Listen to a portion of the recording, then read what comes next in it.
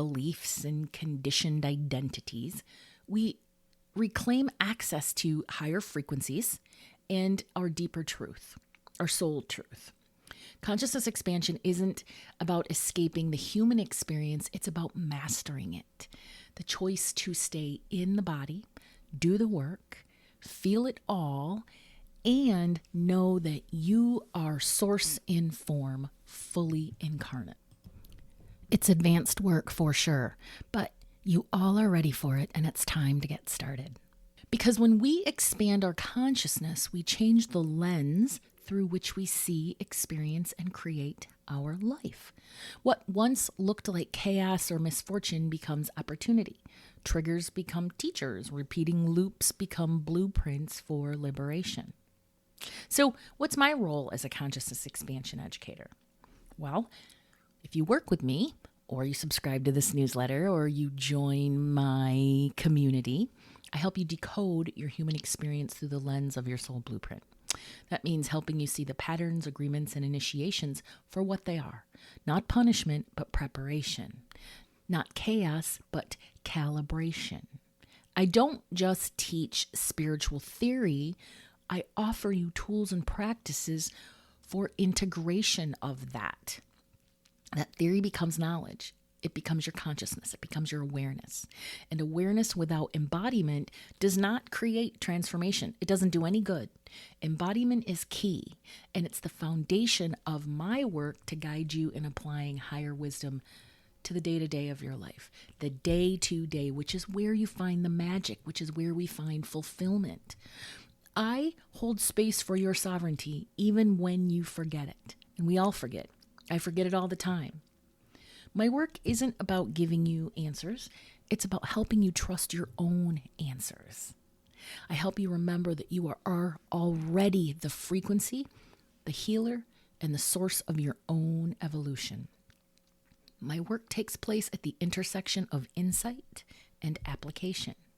And that includes teaching people how to navigate their Akashic memories, their soul agreements, energetic sovereignty, and manifestation, all grounded in the now.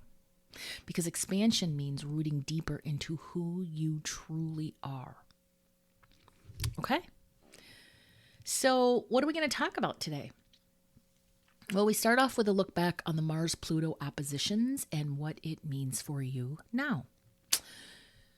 Then we get into part 3 of Soul Contracts and the People Who Shape Your Path series. We're going to talk about coworkers, acquaintances, and unexpected catalysts. We then talk about resonant frequencies and the perspective of reclaiming wealth as a form of soul healing. That's a really important conversation to have, and it was something that just popped into my brain. So I thought, let's talk about this, because what if there are those of us that are meant to accumulate wealth as a form of our soul's sort of healing or expression, but we have all of these programs or old past life patterns that are keeping it from us, right? So it's like, let's tear through those so that we can reclaim that part of ourselves. We're going to talk about, I'm going to introduce all the details of my new membership community that kicks off on May 8th. It's called the Embodiment Continuum. And I've rolled out a new workshop series that you might want to check out called the Continuum Codex Level 1. It's a modern understanding of the Akashic Records as an energetic field, not a mystical library or some rigid methodology. So let's get into it. The lessons of the Mars-Pluto opposition. We start with a quote. And I don't have an author from it. I just found it and I thought it was really cool. True alignment is revealed through the fire of conflict. To understand harmony, we must first feel chaos. The Mars-Pluto opposition has been in our lives since November 3rd, right before the election of 2024. It's been a rare and prolonged cosmic fuckery of 3 exact oppositions. And at the time, I didn't really understand it. But now when I'm on the other side, I'm looking back and going, oh. So I thought it'd be fun to explain that to everybody. So the second opposition arrived on January 2nd, 2025, just as Mars was going retrograde. And then the third and final will take place on April 26th in about 10 days. And because of Mars retrograde, this particular opposition has lingered longer than usual. And it's forced us to remain in this sort of tension energy and staying in the discomfort until we finally see what it's been trying to show us. It's like, I'm not going anywhere until you freaking see what I'm trying to tell you. And oppositions are demanding. They don't offer multiple exits or detours. They present a singular path with two opposing directions, back and forth, push, pull, until there's a breakthrough. Anytime Pluto is involved, we're not just grappling with surface level tensions. We're being stripped down and unearthed to reveal what's been buried. It shows us our fears, desires, power dynamics, which often can show up as self-sabotage. And it shows us shadow aspects of ourselves we've tried to ignore or outrun. This specific Mars-Pluto dance brought us face to face with the themes of power, control, righteous outrage, transformation, and action. And you can see that. If that didn't pop up in your own life, you can definitely see it in the world around you. It has felt volatile and confrontational. And because of its extended stay, because of the retrograde, it's given us a deeper opportunity for reflection, deconstruction, and redefinition. I have not loved it, I'm just going to be honest, but it is what it is, right? Now, this final Mars-Pluto opposition offers us a portal. It's a chance to observe our own shifting, to see how one pattern moves against another. So as Mars finishes his post-shadow phase in Cancer, we're still integrating the lessons of his retrograde. We're being invited not just to understand what has changed, but to take action from that understanding. And that's key. We're being asked to move differently, to live aligned with what has been revealed to us. And Pluto always lurking in the backdrop, amplifying everything. Power struggles, trust issues, unconscious wounds. It's that whole underworld territory, right? But remember, new life only emerges through the shedding of what no longer serves us. So the collective lesson of this Mars-Pluto opposition is the reckoning with power, how we've misused it, how we've surrendered it or pre-surrendered it, how we fear it or confused it with control, and how we've given it away. Pluto unearths, Mars activates. And when they stand in opposition, we're called to see the ways we've allowed unconscious programming to run the show, especially around action, aggression, sovereignty, and survival. And sovereignty is just another word for power, empowerment, personal power. This transit is like a cosmic mirror. It's going to show us some things where we still equate power with dominance or submission, where unacknowledged rage lives in our bodies, disguised as anxiety, control, or martyrdom, where we've been conditioned to believe that action must come through force rather than inner alignment. And on a collective level, it asks us, what kind of world are we creating through reactive action? What wounds are still projecting onto each other in power struggles? Where are we addicted to polarization, this versus that, me versus you, right versus wrong? Because it gives us this false sense of clarity in an uncertain world.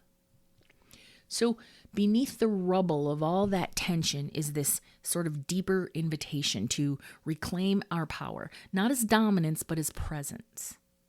To allow our anger to become sacred fuel rather than destructive fire, and to act from our embodied truth rather than any inherited trauma. This is a huge, huge lesson that we all might struggle with, because it's very hard to look at the situations or the people or the circumstances around us and say, I see your wounds and I'm going to act with compassion and kindness. It's difficult. This Mars-Pluto opposition is showing us that true transformation doesn't come through resistance or avoidance. It comes from going in, going deep, and going through. It comes when we decide collectively and personally that our old stories of power no longer belong in our new paradigm. Yes. And now that I'm on the other side of it all, I see so much more clearly. What about you?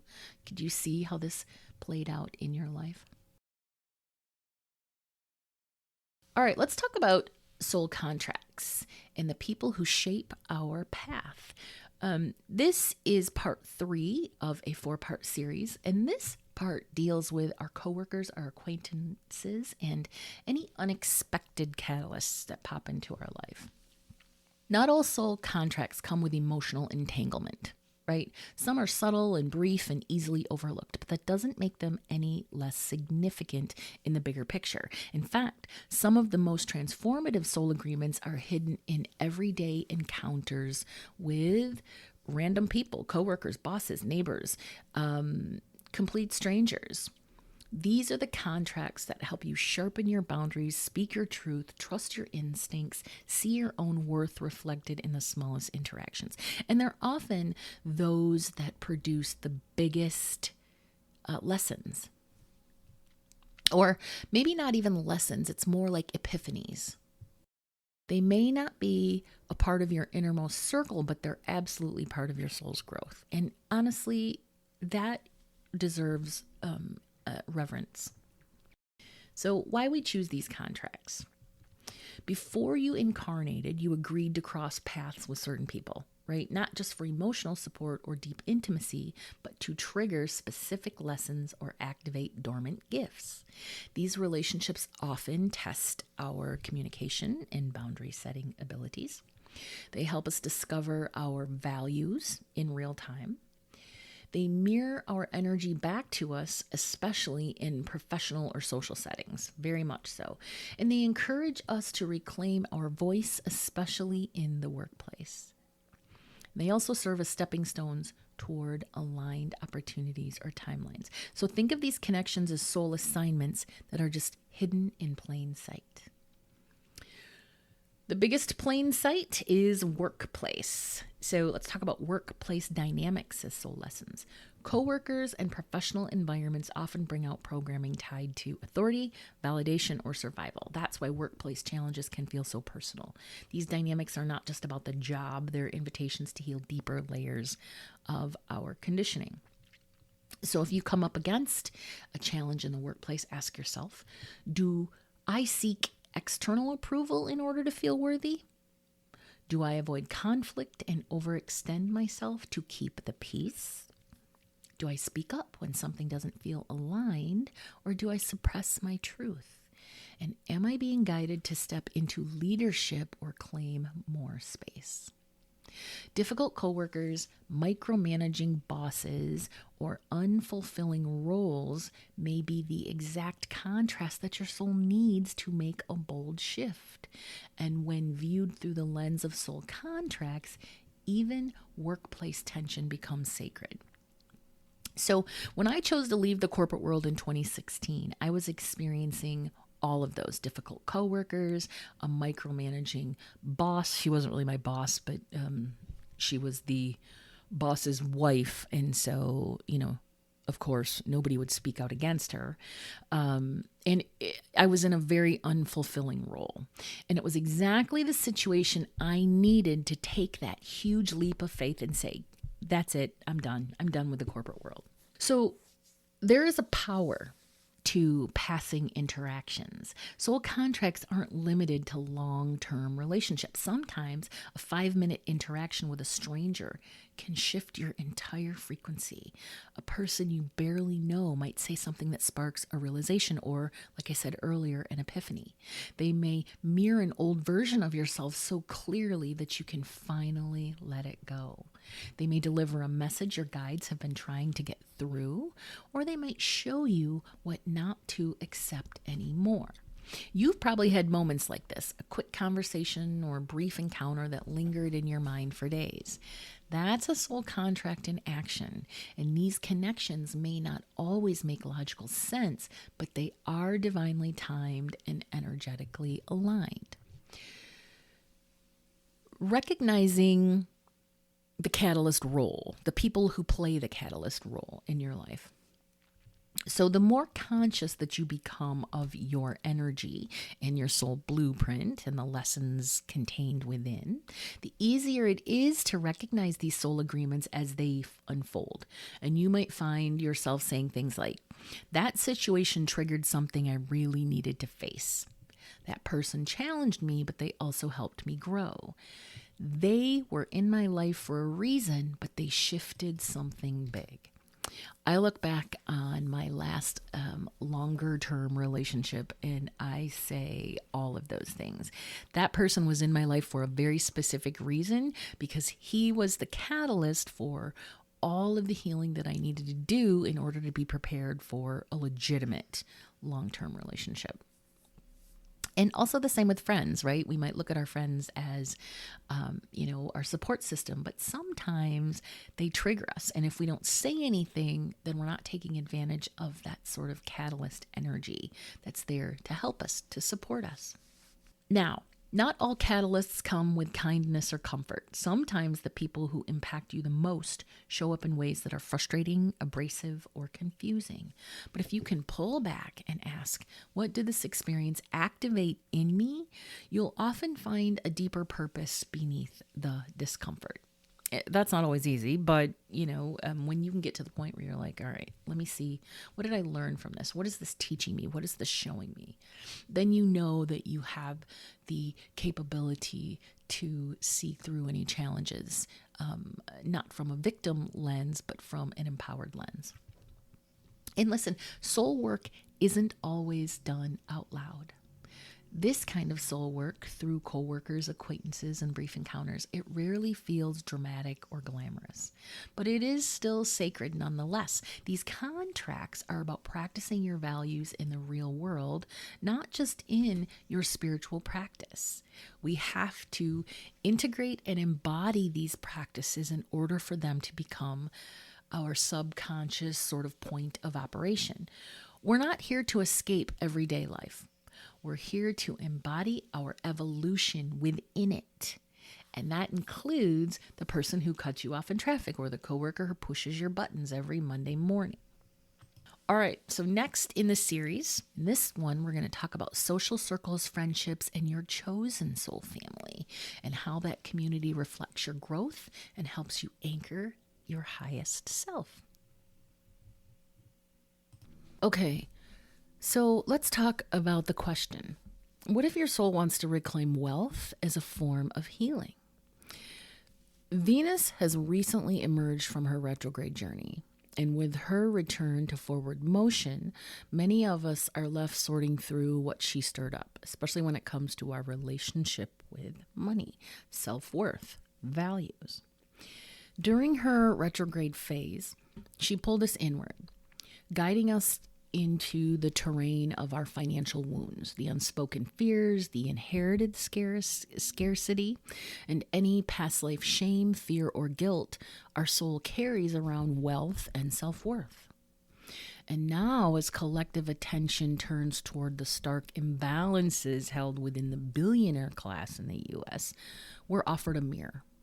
What hidden stories still shape our own experience of abundance, and what subconscious beliefs still tether us to lack or survival? The biggest one coming up is that people who have money, people who are wealthy, they have no morals. They're bad people. They don't do good things with it. They're out to accumulate more and more and more, while the rest of us, have less and less and less. So Venus retrograde helped us understand that it's time to reflect on any of those subconscious ideologies around money, wealth, to rewire them and reclaim our sovereignty, our personal power. Not just what we have, but what we believe we're allowed to hold. That's the key right there, what we believe we're allowed to hold. So let's talk about money. In a time when wealth often looks like greed, Many of us are left wondering how to reconcile our values with the desire to live well, thrive, and let's be honest, have some damn ease. I want some damn money. I want enough money that I can get up every day and do whatever the hell I want and not worry about, oh, do I have enough money to do this? I don't have to be a billionaire. I don't even have to be a millionaire, but I do want ease. I want safety and prosperity and abundance. I want peace around my financial experiences. And if you're someone who carries past life wounds around wealth and power, the conflict can feel even deeper. It can feel soul level. So you might feel like you have to choose. Either be spiritual or be financially secure. Either be in your integrity or be resourced. Either be of service or be paid. But you can be all of those things because this 3D world is that man-made construct of a lie. And for many of us, this is one of the most important revelations that we will make. So let's look at our past life wounds. Most of us have lived lives where wealth meant compromise, where money was controlled by either the church or kings or colonizers, where healers were not allowed to charge. Mystics were sustained by the village but never honored through resources. Where choosing our soul's authentic truth meant losing our safety or our life. So as a result, your soul may be carrying unconscious vows. I'll never use my power again. It's not safe to be seen and wealthy. If I accept too much, I'll owe someone or I'll lose myself. I'm only valuable when I'm giving, never receiving. These aren't just old beliefs. They're old soul contracts that are ready to be closed out or rewritten. So what if reclaiming wealth is sacred to your soul? What if being nourished is a part of your purpose, financially nourished?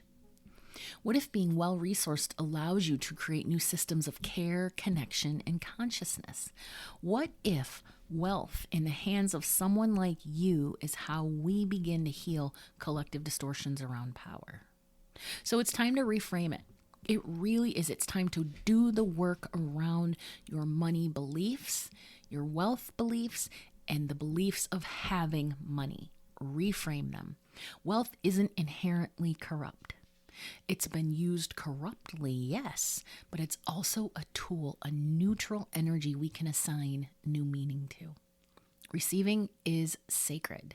You get to be supported. Your work, your vision, your being, it all deserves appreciation. You deserve to be supported. Being resourced is what allows you to show up without burnout or depletion, worry, fear. Wealth makes life easier. You don't have to hustle. You don't have to sell your soul. You're allowed to create wealth that feels aligned, empowering, and even joyful. That alone is revolutionary. So what if being wealthy in your values, your integrity, and your nervous system is part of your soul's plan? What if you've spent lifetimes being burned at the stake and now you're here to light fires of liberation? Anyway, that was sort of what popped into my brain around that. If you'd like to explore your past life money wounds, you can book my new session called The Revealing. It's a clarity session for the soul, and in that we can go into all of those vows and wounds and anything around money. The Akashic Records has such a beautiful way of showing us what's tucked away in there. And when I did this on myself, when I opened up my own record and I went in there, I found, oh my goodness, I have so many past lives related to money and power and wealth accumulation. I think I've touched on them here and there, but I know that there was one where I was a gypsy, I was a king, I was a pauper. My favorite one, Ruby, she was a very successful female business owner, a brothel, a madam. She was a badass, a gunslinging, Old West, big body, broad, beautiful woman.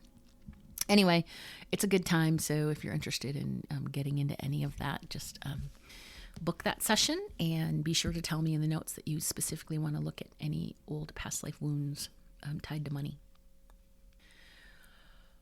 Okay, so now let's talk about the embodiment continuum. It is the new membership that I'm offering you. So I recently posted a poll in the Spiritual Tetralogy Facebook group asking for a simple vote about the type of membership that sounds the most interesting.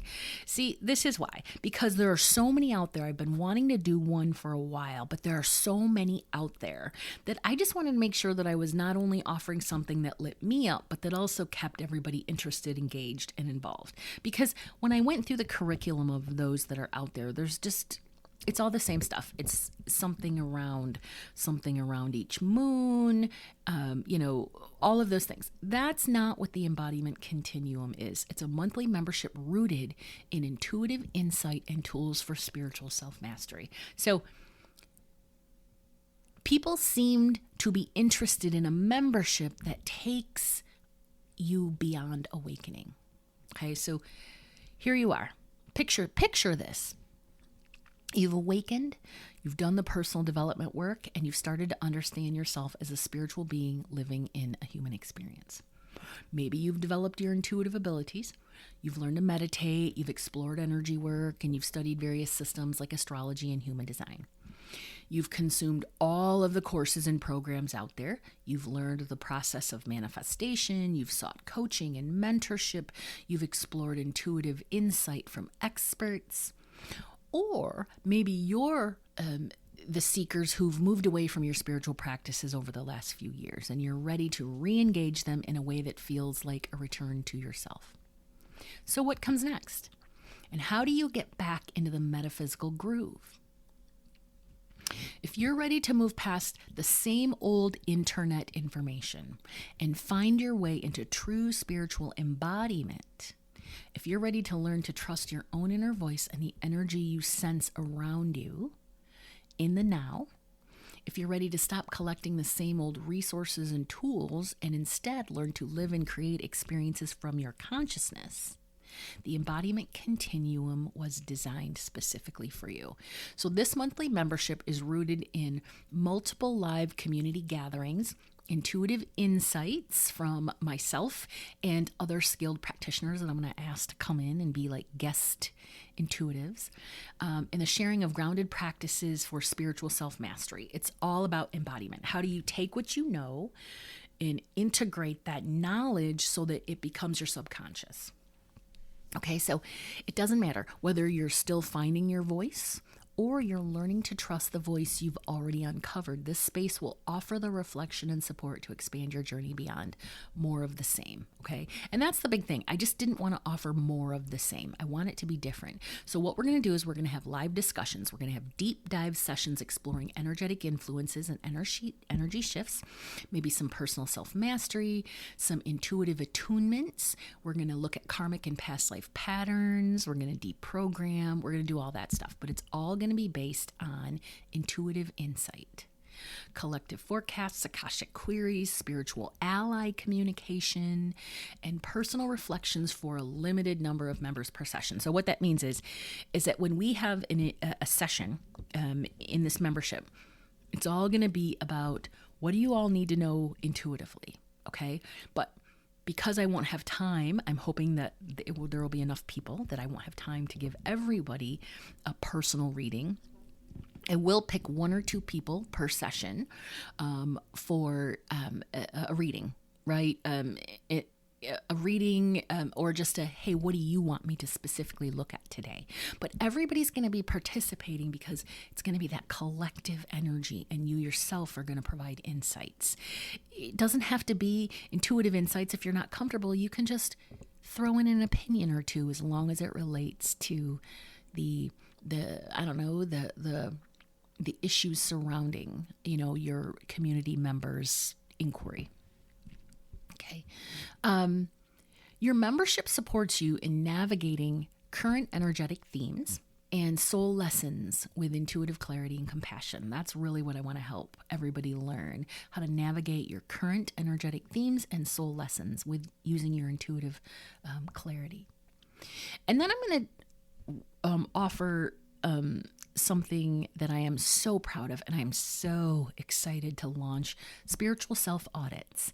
They're monthly embodiment integration practices, exercises to help you look at your alignment in various areas of life to turn insight into action. Oh my gosh, they sound right. They sound like, oh, that's more work, but oh my God, they're so fun. I love doing them, and we're going to do them together. Spiritual self audits. So it's something really cool. And then, of course, I'm going to offer some exclusive content, early access to workshops, membership-only pop-up classes, and bonus meditations and guest speakers and teachers and all that stuff. So this is spirituality made sustainable, relatable, and real. It's a live container to support your soul's shift into embodiment, okay? This is that space, and we begin on Sunday, May 8th, so you can join the Embodiment Continuum now. You are given the option to choose when your membership begins, so please choose the date, Sunday, May 8th. Remember that. If not, you will get charged, because I can't figure out how to tweak this, but you'll get charged in April and you'll get charged in May. So make sure that you choose May 8th. It's only $33 a month, and that is lifetime pricing for foundation members. So basically, if you join between now and September, it's always going to be $33 a month, never more, okay? After September, it goes to the regular pricing of $55 a month. Because I'm not just offering, a little bit here and there. It's like going to be at least 3 weeks worth of stuff, but I'm hoping to do something once a week, possibly twice a week. It just depends on how much engagement I get, how engaged people are. Really, if this is a really lively community, we're going to do stuff, several times a week. But if people aren't super engaged, then we'll do it just once a week, so that people are still feeling like they're getting their value. So anyway, join the Embodiment Continuum membership. It starts again on Sunday, May 8th. And I really hope to see you. I'm really excited about this. And I've been waiting to roll this out for a long time. All right. Now, speaking of the Embodiment Continuum, I've also created something called Consciousness Labs, and these are forums for expansion. One of the things that people were very not excited about were more workshops. People are like, I don't want more workshops, right? So, but I still want to teach what I know, and that's important. So I created something called a Consciousness Lab, and these are more like forums, okay? They create a space for knowledge to enter the body, and each lab is a gathering for exploration, activation, integration. It's a place for direct experiences and soul remembering. So it really is about coming together. They're not about becoming more spiritual. They're about becoming more authentically and intuitively you. You'll walk away not just having explored something new, like a new topic, but being something new. So it is all about that embodiment, all right?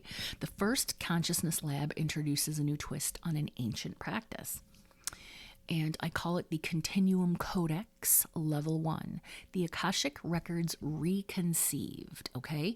And it's a 4-week journey through the energetic field of your soul's evolution, and this is what makes it different. And this is a self-mastery series. This is like, people call workshops master classes. I hate those. I hate that word. But I'm like, all right, well, I have to give it credit where it's due, and it is a mastery series. So this is what you're going to learn and experience.